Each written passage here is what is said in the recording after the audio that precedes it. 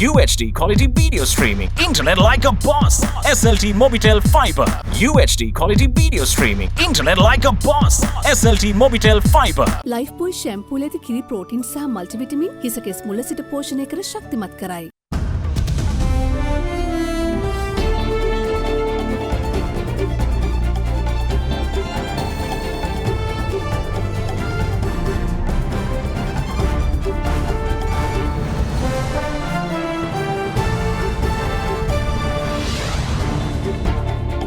Tonight, day by day, scheduled power cuts tomorrow with the fuel supply the key factor. Can't be out of pocket. The central bank governor responds to payment delay for diesel shipment. Once they are able to fulfill their side of the obligation, there should be sufficient amount of liquidity available in the banks for us to make that intervention, and we would do so at that time. Bangladesh envoy says Sri Lanka's financial troubles will be short-lived. Recommends a strikes-free environment for economic resurgence. Genocide?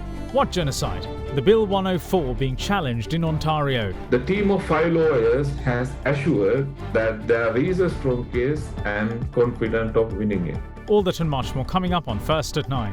This Monday, the 21st of February, 2022. ඉඟුරු කරද මුංගු තුල්සි සහ කුරුඳු වලේ අහකුණෙන් ලාවුචි Ginger Plus. From AdaDerana, this is AdaDerana First at 9. Live from Studio 24 in Colombo. Good evening, welcome to First at 9. I'm Dhammika Kanai. Now, the national grid has lost 541 megawatts of electricity owing to fuel, or lack of fuel, I should say, to operate generators at power plants. And as a result, there will be scheduled power cuts tomorrow across the island. Given this backdrop, the Public Utilities Commission says that the situation requires a daily review, and the decision on whether to implement power cuts or not depends on the situation of the day. Last night, the Public Utilities Commission announced that scheduled power cuts will take place across the island today, citing inadequate electricity generation by the Ceylon Electricity Board. The news came a few hours after the announcement by the PUCSL itself that there will be no scheduled power cuts except in the southern province due to low water levels in reservoirs for hydropower generation. According to yesterday's announcement, scheduled power cuts were planned to be implemented in all provinces except the southern province between 7:30 am and 8:30 pm.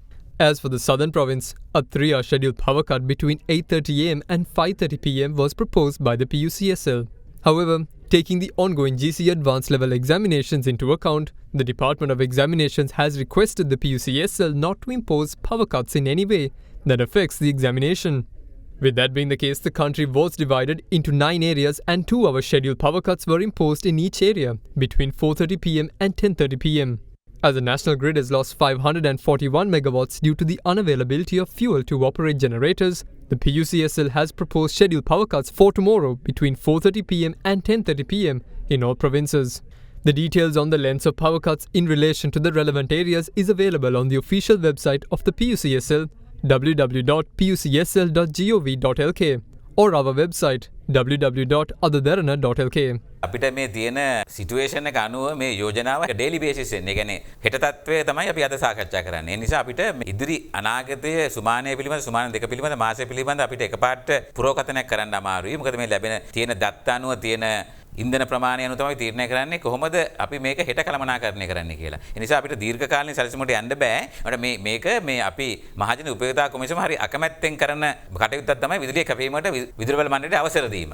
අපිට මේ තියෙන ඉල්ලුම හා සැපයීම කළමනාකරණය කරගෙන බැරි වුණාම තමයි මේ තත්ත්වය ඇති වෙන්නේ. අපි හිතනවා මේ තත්ත්වය සියලුම පාර්ශවයන්ගේ මැදිහත් වීම තුලින් ඒ කියන්නේ අපිට අවශ්‍ය සහයෝගය ලංකා විදුලි බල මණ්ඩලයත් ඒ වගේම මහා භාණ්ඩාගාරයත් මහා බැංකුවත් අනිකුත් බැංකුත් ඒ වගේම තෙල් සංස්ථාවත් අනිවාර්යයෙන්ම ලබා දිය යුතුයි. නැත්නම් ලංකා විදුලි බල මණ්ඩලයට මේ විදුලිය සැපයීමේ අකණ්ඩව සැපයීමේ ප්‍රශ්නයක් දිගටම ඇති වෙනවා. In the meantime, the circular by the Ministry of Public Services, provincial councils and local governments instructing government institutions and departments to take steps to use electricity and fuel sparingly is expected to be issued during the day. Now then, the Minister of Energy is continuing his push to get the Finance Ministry to waive the import tax on fuel, which in turn would facilitate a fuel price hike of a smaller margin. He also says that a diesel shipment is waiting to be unloaded and payment is holding up the process. The central bank governor, however, wants rupees from the Ceylon Petroleum Corporation before the dollars are released. A barrel of crude oil today in the global market went for $93.95. However, with the growing Russia-Ukraine tensions, global market analysts doubt that a barrel could cross the $100 mark if Russia invades Ukraine, as the US and the UK have warned in recent days. Though that is the case, the Ceylon Petroleum Corporation, which is incurring losses by selling fuel at the prevailing prices, is yet to announce a fuel price hike, like what the LIOC did recently. The view of the Energy Minister is that this burden should not be transferred to the consumers. With that being the case, Energy Minister wrote to the Minister of Finance last Friday seeking a list of import taxes on fuel, which will slash 368 million rupees from the CPC's daily loss of 551 million rupees. මම මේ ලිපිය මුදල් ඇමතුමාට මේ සිකුරාදා එතුමාගේ නිලධාරීන් එක්ක වාඩි වෙලා සාකච්ඡා කරලා කොහොමද මේක කරන්න කියලා තීන්දුව කළා. දැන් මුන්දෙන යම් කාලයක් ගත වේවි. මේ බදු නිදාස් කිරීම කරේ නැත්නම් අනිවාර්යයෙන්ම ඒ අඩුපාඩුවත් ජනතාව මතම පටවන්න වෙනවා. ඒතර දැවැන්ත ආර්ථිකයට දරා ගන්න බැරි, සමාජයට දරා ගන්න බැරි දැවැන්ත ඉන්ධන මිල වැඩි කිරීමක් සිදුවීම වළක්වා ගත හැකි එකම ක්‍රමය තෙල් මත තියෙන බදු ඉවත් කිරීම පමණයි. බදු සහන ලබා දුන්නොත් ඉන්ධන මිල වැඩි කිරීම ඉතා පොඩි ප්‍රමාණයකින් පමණක් කරන්න පුළුවන්. බදුසානේ නොලබුණොත් අපට සිද්ධ වෙනවා ඩීසල් ලීටරයක් රුපියල් 52කින් පෙට්‍රල් ලීටරයක් රුපියල් 19කින් ඉහළ දාන්න. In the meantime, 2 fuel ships containing petrol and diesel arrived at the Colombo port yesterday. According to the Ministry of Energy, the petrol consignment is being unloaded, however the diesel stocks is still untouched. Minister of Energy Uday Gamanpilla has told foreign media that the ministry is holding discussions with the Ministry of Finance and the Central Bank of Sri Lanka to arrange $35 million in payment to release the 40,000 metric tons of diesel on board the vessel. Speaking to AdaDerana English News, Central Bank Governor Ajit Niwad Kabral provided his views on the matter. The CPC imports around $400 million worth of oil every month. And the responsibility of finding the foreign exchange in order to make these procurements is the CPC's responsibility. However, during the recent past, from the central bank also, we have assisted them to do so. And whenever they have come to ask us for assistance, we have been able to assist them to find the necessary foreign exchange for their transactions. In this particular instance too, when they do come to us with a request and they have sufficient amount of rupees in order to purchase these dollars, we would intervene and talk to the respective banks and ensure that they are able to find the funding for this requirement. So this would be the same in this instance as well. Once they are able to fulfill their side of the obligation, there should be sufficient amount of liquidity available in the banks for us to make that intervention, and we would do so at that time. The organisation, Canadian Action for Coalition, and a prominent diaspora activist have challenged the Bill 104, also known as the Tamil Genocide Education Week Act of 2021 in Ontario, Canada. Their argument is that the bill passed last year by the Ontario Legislative Assembly is unconstitutional. They say that a bill recognising a genocide and establishing educational reforms cannot be done via the Ontario Legislative Assembly and harbour hopes of the act being repealed. Sri Lanka became the first country in the world in 2009 to militarily defeat terrorism with the defeat of the terror outfit LTT. Even though peace was restored in the island nation, the LTT is pushing to bring its agenda for a sectarian state to fruition only without firearms. They have replaced guns with something far more dangerous: misinformation. They have taken to influencing regional political figures in various countries who do not have much experience or knowledge about Sri Lanka's past. Various LTT front organizations are set up for this purpose, and they in turn fund LTT sympathizers to get into the public office. The ultimate goal is to garner sympathy, because from then on, anything is possible.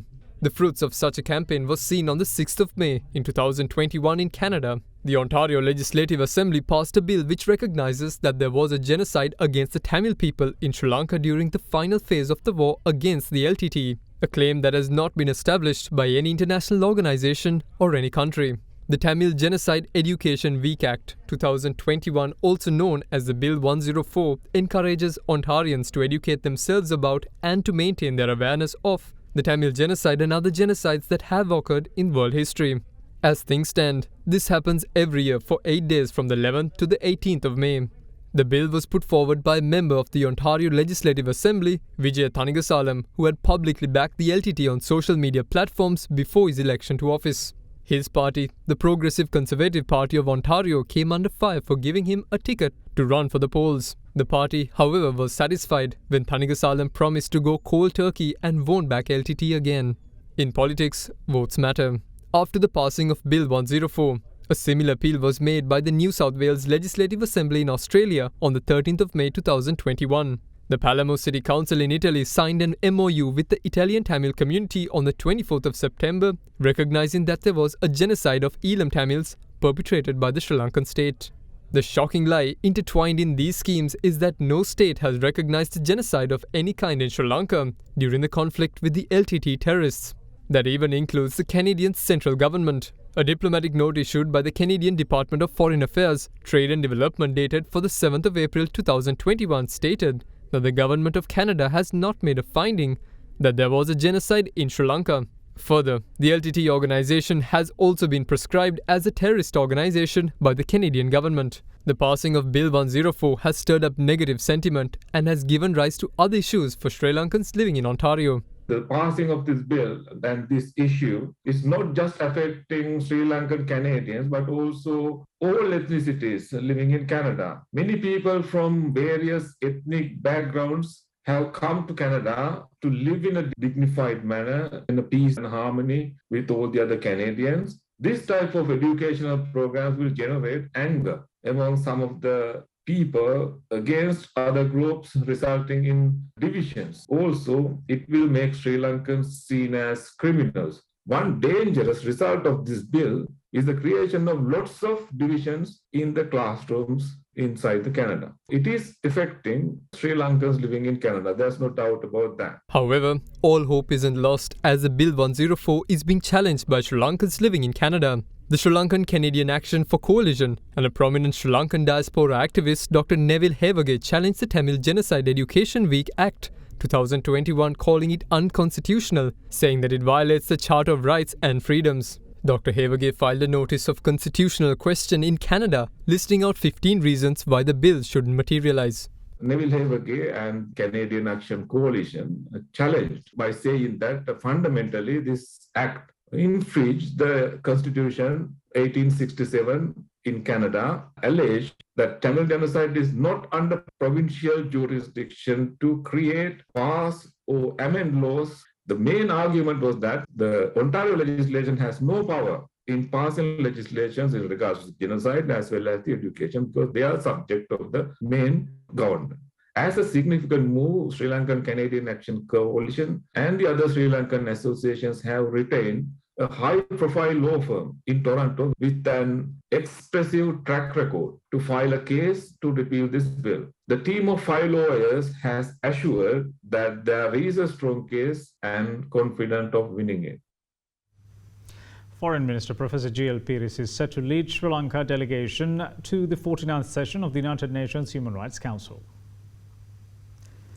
The Foreign Minister said that the Minister will address the high-level segment of the 49th session of the Council and thereafter speak at the interactive dialogue on Sri Lanka, which is scheduled for the 3rd of March. The Foreign Minister is also scheduled to have meetings with the UN High Commissioner for Human Rights and other dignitaries during his visit. The 49th session of the UN Human Rights Council will take place from the 28th of February to the 1st of April in Geneva.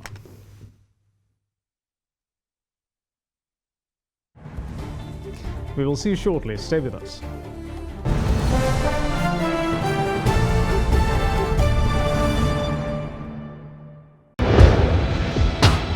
Big 3.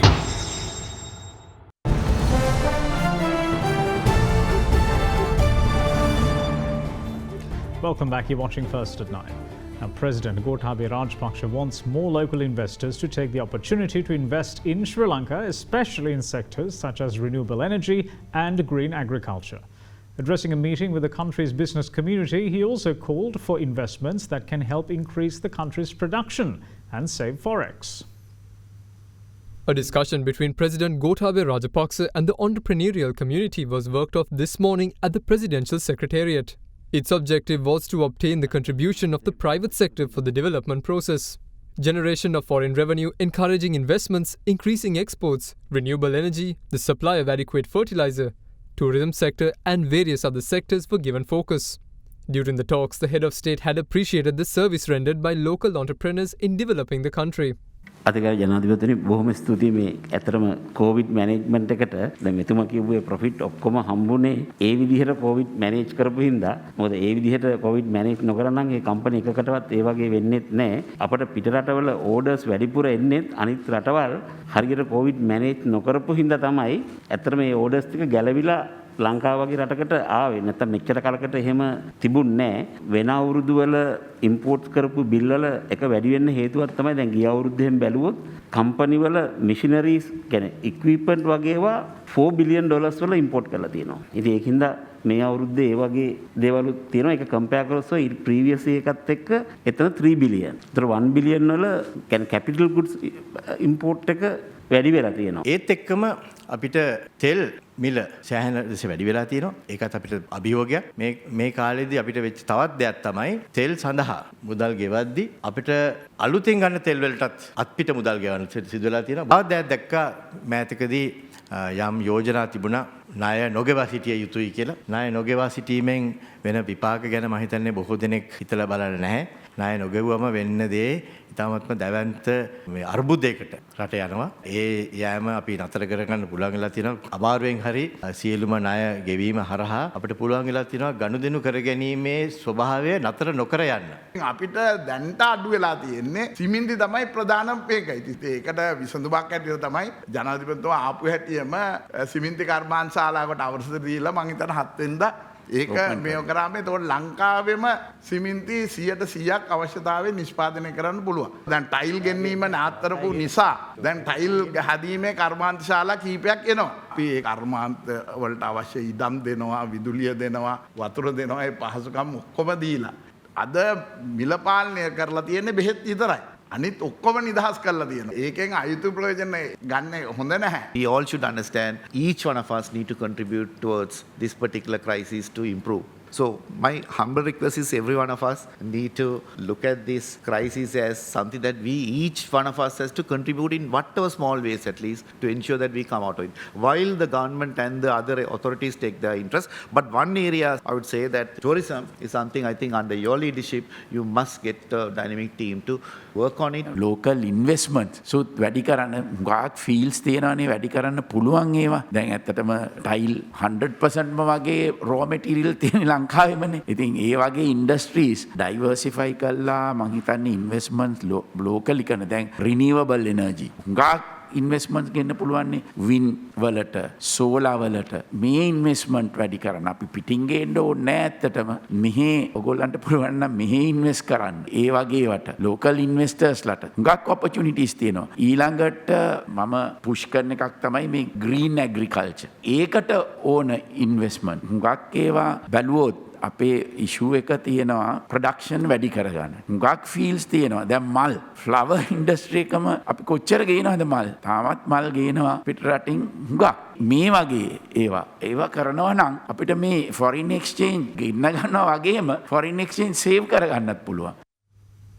Now then, the Bangladesh envoy in Colombo believes that Sri Lanka's financial travails will be short-lived, especially with the island's hard-hit tourism sector bouncing back. He highlights political stability as the key in Bangladesh managing to overtake Sri Lanka on the economic front, with no strikes or hartal campaigns, leaving the business community and the people to get on well with their economic activities. Bangladeshi High Commissioner to Sri Lanka Tariq Ariful Islam is of the view that Sri Lanka's financial problems are short-term, especially with the tourism sector picking up after it was hit hard by the pandemic.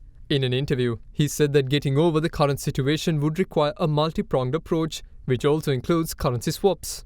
Further, Islam noted that in comparison to Sri Lanka in the pandemic context, Bangladesh's big domestic market protects the country from external shocks, which is advantageous. Touching on the $200 million currency swap with Bangladesh, the Bangladeshi envoy noted that it's a gesture of goodwill towards Sri Lanka, and as for the further swaps, it's a case of having to wait and see. While noting that the trade between the two countries is around $200 million and that there is a suggestion to take it to the next level, Islam added that a preferential trade agreement is currently under negotiation. The envoy was asked as to how Bangladesh managed to overtake Sri Lanka on the economic front. To that, Islam highlighted the political stability in his country, which he said was brought about by the present regime.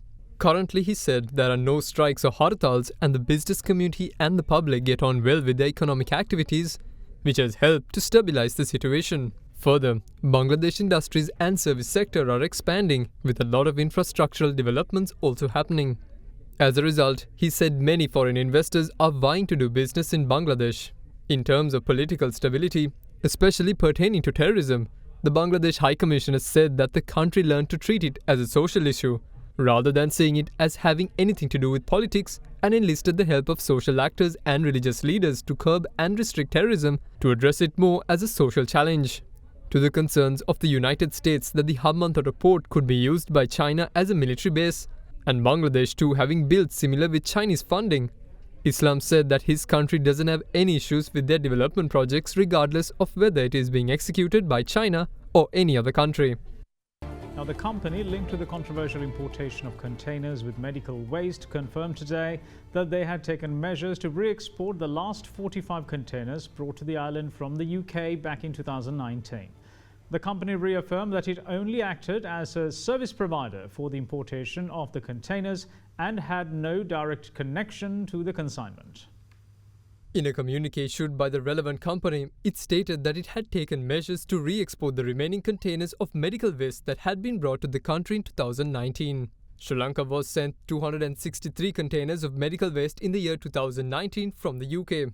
From this lot, 133 of them had been stored at the Colombo port and the remaining 130 at the relevant company's premises located at the Katunayaka investment zone.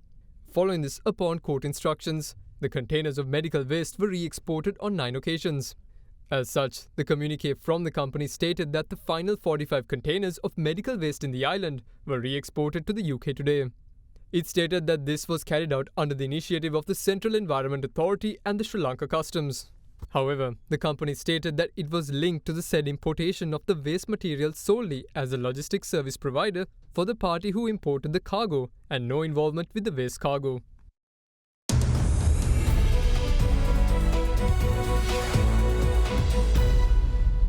Now, taking a look at the Colombo bourse, Sri Lanka's stocks plunged 4.47% today to its lowest since October 2020. The all-share price index ended in the negative territory after closing 542.67 points lower to end at 11,591.37, while the S&P SL 20 also closed 207.88 points lower to end at 3,932.78. Following the S&P SL 20's fall, the market temporarily halted trading operations. Now here's Dimantha Mathi with a brief report on today's market performance. Today we saw a staggering plunge in the market as the index declined by 542 points, one of the largest declines that we've seen in the recent past. The SPI in percentage terms dropped by 4.47% to end at 11,591 points, falling below the psychological 12,000 mark. As soon as it crossed the 12,000 mark downwards, we saw a significant acceleration in selling pressure, and with it during midday we saw a somewhat of a recovery of around 100 points, but that didn't last long. Again, selling pressure quickly came back into the market and continued a downward slide, and with it the S&P SL 20 index also saw a steep drop, and because of the steep drop the S&P SL 20 index surpassed a 5% drop, triggering a trading halt in the market. So at 144 we saw a trading halt happening for 30 minutes, and with it the market restarted again at 2:14 p.m. and basically afterwards some sort of stagnation was seen in the market, and it hovered around the same levels until end of day. Now, the rupee remained unchanged against the US dollar at 202.99 cents today as well. Now, let's take a look at how the Sri Lankan rupee fared against other major currencies during the day.